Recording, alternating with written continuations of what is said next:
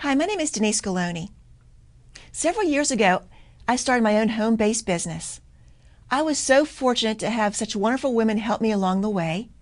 I decided to start this show called Empowering Women to introduce you to some of those women to help empower and inspire you to live your dreams. Today's guests are Sarah Sori, an owner and psychotherapist at Sori Counseling Sessions, and also Mandy Pryor, owner of MP Marketing and PR. I hope you enjoyed today's episode.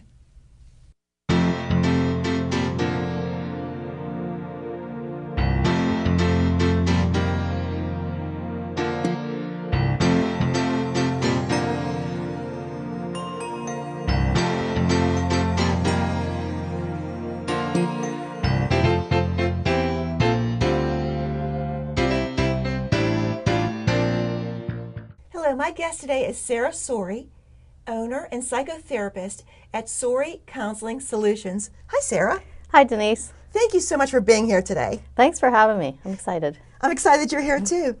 Can you tell the audience a little bit about your background? Sure.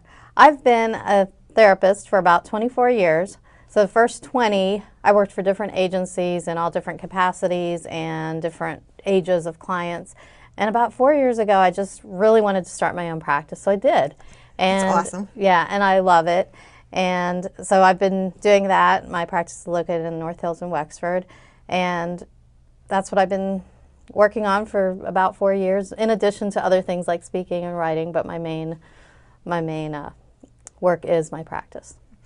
I was interested to find out when we were speaking that your undergrad degree is not in counseling or Correct. anything even close to counseling, is it? Correct. It's not, but it's in journalism, and there is a tie in there because I feel like journalism is a field where you really need to be able to get people to tell you their stories. Okay. And that really is what I also do as a therapist.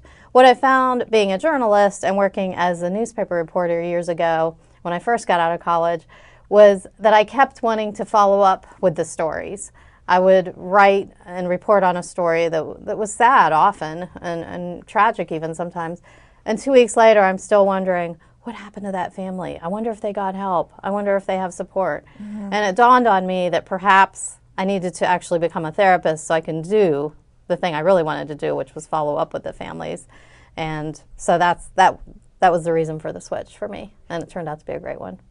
It seems like it. Yeah. What exactly does a psychotherapist do? I think people get confused sometimes with the psychotherapist and all types of different things. Right. There's a lot of P words, right? There Psychiatrist, psychologist, psychotherapist. Right. A psychotherapist is really it's an umbrella term for a lot of those different professionals. Okay. So a psychotherapist generally has at least a master's, often a PhD in counseling, social work related field.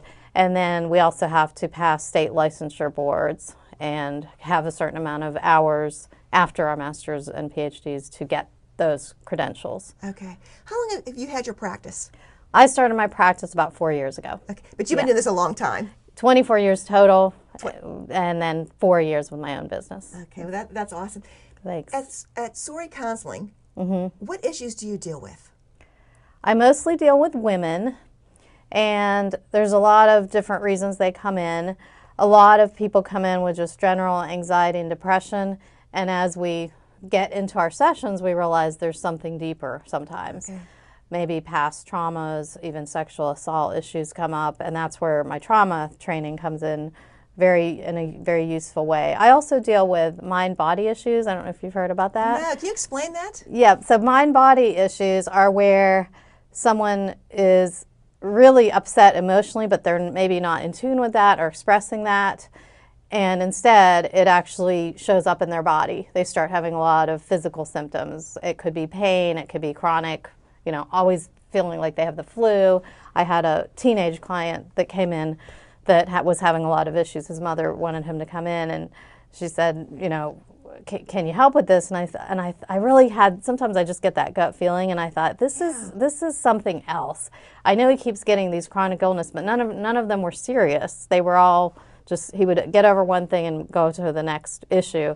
And so I started working with him on emotional issues, and it turned out he had a lot of just teenage angst, teenage stress. Sure. You know, teenagers nowadays feel like they have to be perfect sometimes, and And once we got to the root of those issues and even some family issues that were going on, it was amazing to see his physical health was improving bit by bit. And then eventually he left treatment with me, and as far as I know, everything went well. So that was great. Nice to see that. So he was actually causing himself to be sick, making himself sick because he had some issues. Yeah, and I don't know if he was causing it per se, but it was affecting his health. But somehow, yes, it can affect your health. Yes.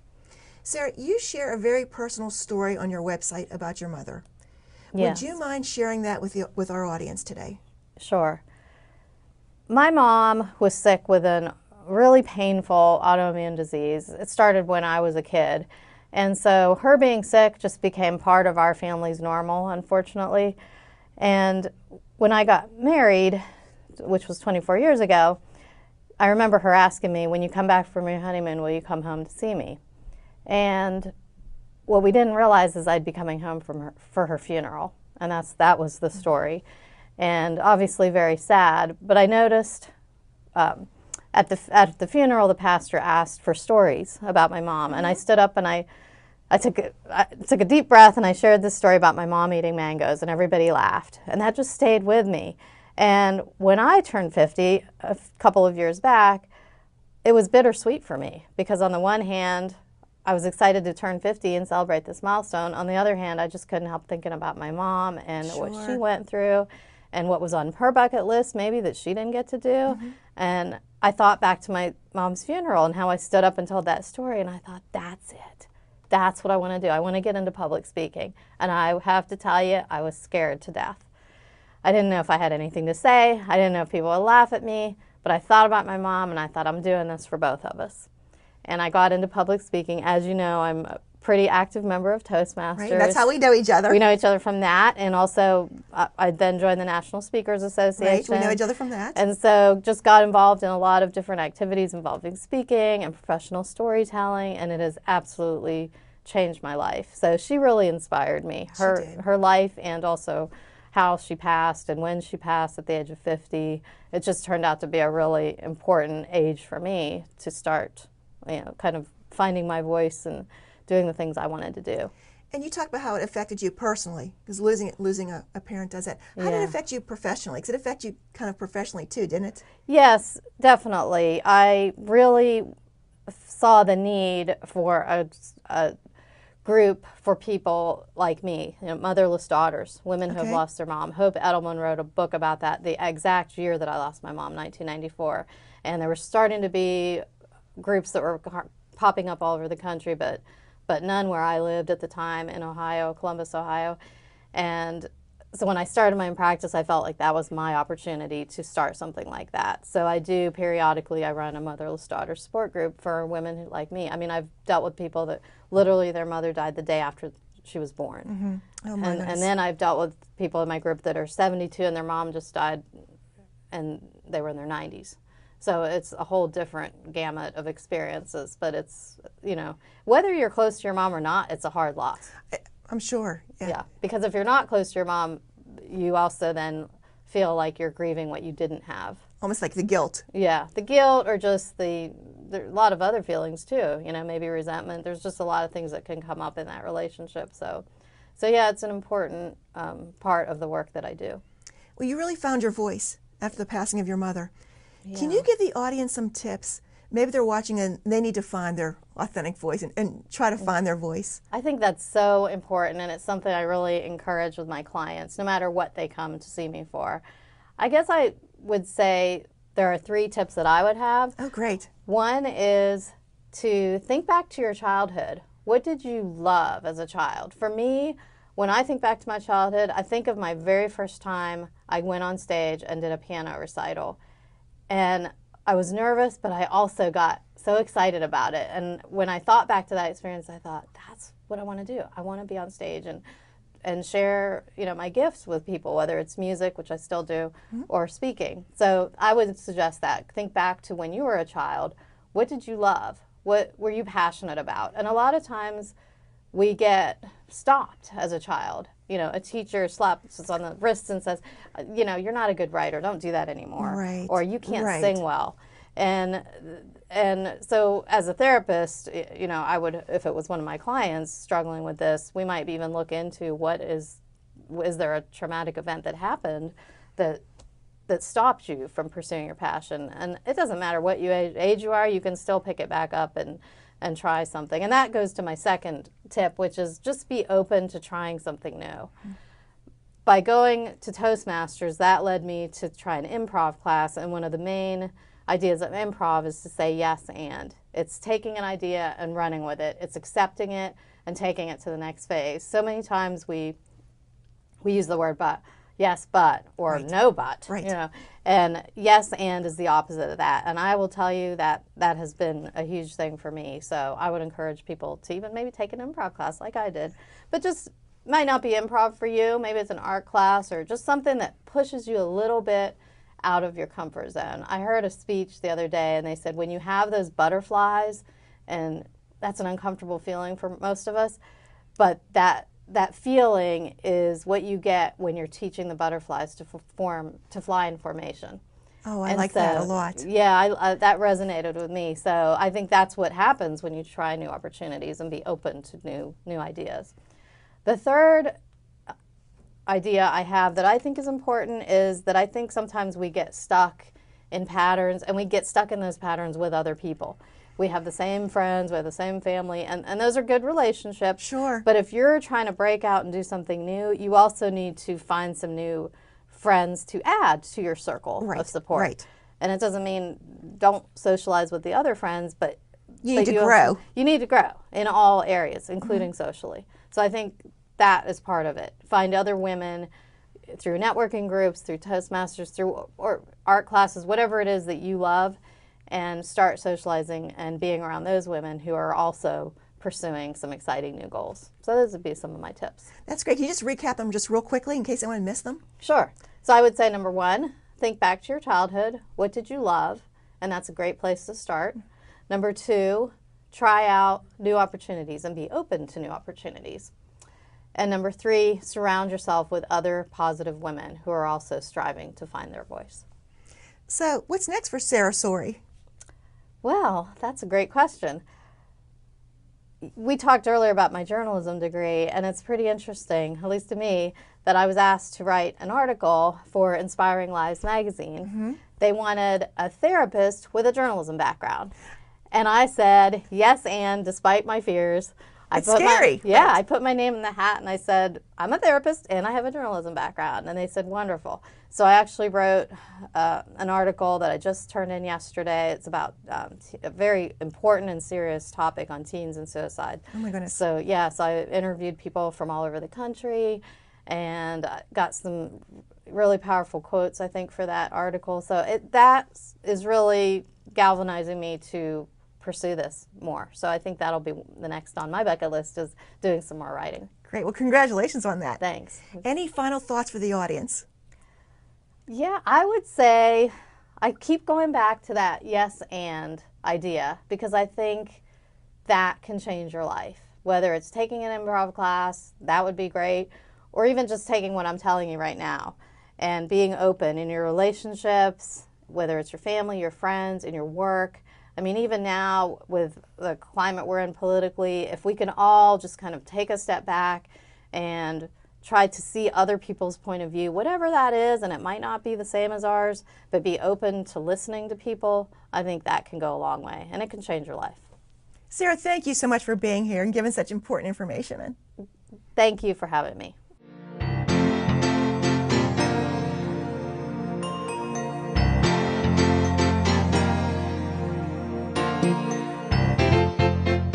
My guest today is Mandy Pryor, the owner of MP Marketing and PR. Hi, Mandy. Hi, Denise. Thanks so much for having me. Thank you so much for being here. And I have to ask you, is it a little different sitting in that chair than sitting in this chair?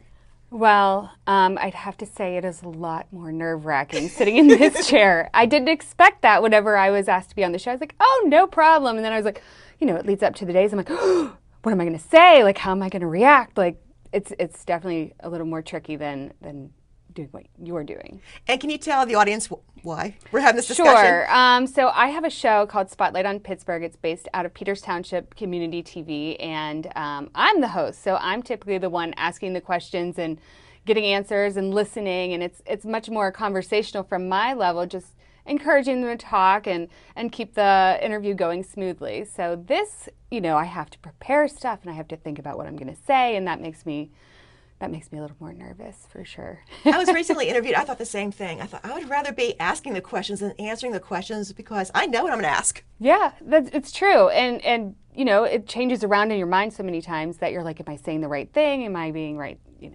being the right personality? It is easier being in this chair. Yeah. It is. What is MP Marketing and PR? So MP Marketing and PR, which stands for Mandy Pryor Marketing and PR, is a boutique marketing firm. We're based out of Cecil Township, but we cover both Washington and Allegheny County as well as beyond, as we're digital marketing, which basically can span the world. So I'm waiting for my clients over in Italy and the UK and various other places, even Australia, to give me a call because I can help them as well as anyone in our local region. The show itself, or the show, now I'm into the show. The marketing firm is only a couple years old, and I started it. My company that I was with was struggling. I saw that while I was pregnant with my son, my only son. And whenever I came back after my maternity leave at 3 months, they said, well, we can't afford you. And I said, oh, what am I going to do? Right. And I'm sitting there, I'm still not sleeping through, that took like 5 more months, but I have a newborn. I'm like, what am I going to do? How am I going to make a living? And then all of a sudden I was like, well, I'll offer everybody what I do, which is social media and website management and videography and all these different things that I did whenever I was a marketing director. So it was wonderful. It ended up I got to stay home with my son for 15 months, and it was a blessing in disguise. So you were an overnight entrepreneur because you had to be, basically. I had to be. So I had to figure out what I wanted to do, and I didn't necessarily want to go back to the office. So there that became, and it worked out, and people were interested. So. And is that your background, marketing? My background is in marketing. I also have a background in broadcasting and film. Okay. So that was probably my 20s was completely dedicated to the film industry and location management and being an executive director and stuff like that. So behind the scenes stuff. So it's amazingly close to event planning is location management because you're working with crews to set up and caterers and vehicles and logistics. Mm-hmm. And so it all just came full circle and became, my marketing company, and I learned everything else kind of along the way. And how long have you been in business? So my son is about almost 2.5. So it's about 2 years that I've been in business. It's been a crazy journey, mm-hmm. and I do all kinds of different things within my company. Well, can you talk about some of the things that you do in your company? Sure. So as I said, we specialize especially in digital marketing and even traditional marketing. So that's everything from social media and content marketing. I do website design, videography. We do everything from PR to, smaller events to even larger events, and basically complete branding packages. So if you're looking to take your company to a different level and maybe, you're doing this, but you kind of want to spread yourself around and get people to actually know who you are. I work with getting your logo in sync with your social media, with your website, with your YouTube, with your however many channels you want to go out into to get yourself out there and really brand yourself within the community or the region which you're working in. And that's so important.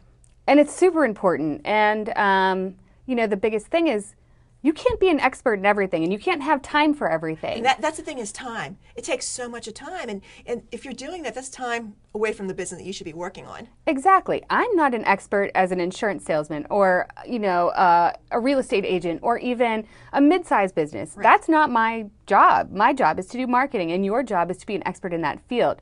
So what I can do is I can come in and basically say, hey, I'll take this load off of your plate. We'll figure out your marketing plan. Because 99% of the time, the first thing to go is marketing, because it's something you need to constantly work on, but they don't have the time to do it. So why not keep doing it, bringing in new clients and customers while you work on the clients you have and building your business the way you know how. Right. And that's really a special type of person that can do marketing. It is. It's a skill. I call myself like basically a personal cheerleader for a business.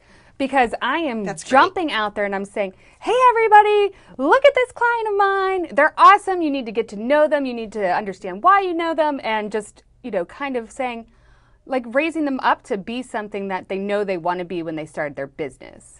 And what size companies do you work with? Typically small and medium-sized businesses. Okay. I've worked with larger businesses before, but a lot of the time when it comes to some of the stuff I do, they have people in place in their businesses. So Right. really focusing on even the entrepreneur to, probably a company about 25 to 40 people Okay. would be my capacity. But that being said, I'm expanding as it is. So who knows where Who it knows? can go. Who knows? There may be people watching like me that struggle with marketing sometimes. We don't have that creative, I would say, skill or talent to do that. If there are people watching at home that they want to attempt to do their own marketing, can you give us a couple like insider tips, like tricks that they can do to get themselves out there and market themselves more? Sure. So the first thing you can do, as I was talking about insurance, I'm going to use these as examples today, but an insurance agent or a real estate agent, Sure. there are thousands of them in the area. Right. They're all special. They're all unique in their own way. You have to get personal.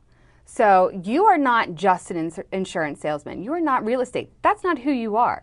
You are somebody who has hobbies, you have lifestyle, you have different things going on. So use those things to connect with people, because it makes it more personable, and people don't want to buy from a business. They want to buy from a person. So on That's your an social important media, share with people your business. It's your passion. Mm-hmm. It's what you do. So get out there and share it and tell people everywhere you go. I mean, I'm always going around. I'm like, oh, by the way, my marketing company and this, and I'm sure some people are like, oh, goodness, Mandy, not the marketing. I'm like, but that's marketing. That's your company, and right? that's the cheapest way, is through what's coming out of your mouth. So if you're not necessarily the most outgoing person, there's blogging, there's podcasting, things you can do from home in the dark where nobody actually has to and see things you. that are relatively inexpensive. And inexpensive. I mean, with the new way that digital marketing is, you don't have to spend much at all. I mean, things have changed a little bit in Facebook. You have to kind of work the system a little bit. Right. But yeah, there's definitely ways to do it for a lot less than spending on advertising and, running the normal way that things were run, I guess, 20 years ago. So you don't have to have a big marketing budget to market do not yourself. have to have a big marketing budget at all. You just have to have a voice, whether you do it online, whether you do it in person, whether you do it through, again, blogging, podcasting, or finding your own avenue. I mean, there's just different ways. It's even going to trade shows. So you can really connect with your people and your potential clients through marketing. And you should try to do a little bit every day. Put it on the calendar and do it. Yes, just do it. 15 minutes. Just give it 15 minutes a day. The other thing, I'm just making sure I have enough time. Sure. The other thing is, you need to know your client just as well. Your audience is not everyone. Everybody, I know that you're a training coach. Your audience isn't necessarily the big conglomerates or the small entrepreneurs. Right. It's certain demographic. It's certain Right. people doing certain things in certain areas. And that's what you need to spend your focus on, because those are the people you're going to get return rates on. Those are the people who you're going to keep syncing with.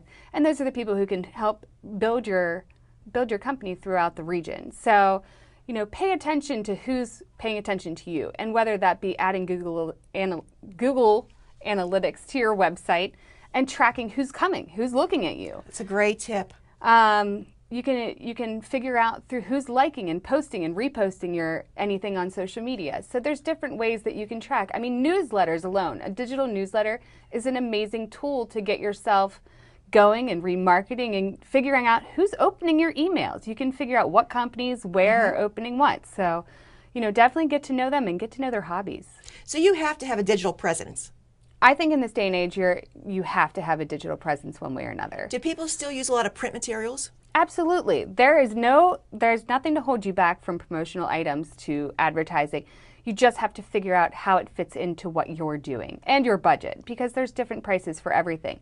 I would say if you go to a trade show and you're standing there with a computer saying, well, here's my social media, like that's probably not going to work for you. So Right. you need to figure out your next step and how it all comes together. So depending on what you do, print materials can be helpful. Flyers, Absolutely. brochures. Yeah, that's a different way to put them out. And I say you shouldn't just be online. You should be everywhere. You should be at networking events. You should be present in your neighborhood. You should be working with your community and nonprofits to help them. There's so many different avenues that you can walk down to get yourself more well known, and just make sure you have a vision and a mission in place whenever you go out there, so everything kind of ties together and they remember you better. And always market yourself. Absolutely. To everybody. Yes. I mean, I'm doing that right now. You are. You are. You talked about communities. Do you want to take a few moments to talk about, I know you're a busy person. I'm a very busy person. Not only do you have your own company, you do some other work with your local chamber. Do you want to talk about that? Sure. So I'm also the director of the Southwest Communities Chamber of Commerce. It's a regional chamber. We're located in the South Hills, a little bit up from Bethel Park toward the Bridgeville area, and the surrounding communities, Upper St. Clair, South Fayette, Collier, Scott, etc. It's a wonderful experience for me. I was ready at 15 months to get out of the house. My son was crawling up the walls, and I was like, it's time for us to be apart a couple days a week. So I'm there part-time. I work extremely hard. I love working with the local businesses. Again, I work with them in their own marketing just through the chamber itself. So it's a great opportunity for me to help the businesses grow within the area and get them connected. And, you know, it's obviously it's right up my alley. So it's a great chamber to work with. How important is it for companies, whether depending on what size you are? You could be an entrepreneur or a small to medium-sized company, to join their chamber and get to know people in the area. I think it is extremely important, whether you're in Bethel Park, whether you're where we are, whether you're in anywhere, Pittsburgh, anywhere. It's important because it connects you. All I do is basically, I am always matchmaking companies together to work better with one another. And it's a way that you get to know your community, and getting to know your community makes you a bigger presence wherever you are. So that you're able to do outreach and you're able to do more things with local people rather than going to those big box conglomerates. Not that we don't like, you know, those people too. Sure. But sometimes it's nice to walk down the street and think of that idyllic time whenever your doctor worked down the street and your insurance agent works down the street and your banker, you know, you run into them at the community fair where you have a booth and they have a booth. And, you know, it's just, it makes it so much more intimate and pleasant. You know, I mean, it should be Pleasantville.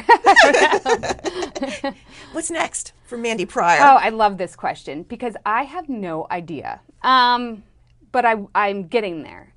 So, you know, I have my TV show, I have my marketing company, and I have my chamber. So one thing that's been happening is my marketing company has been growing quickly.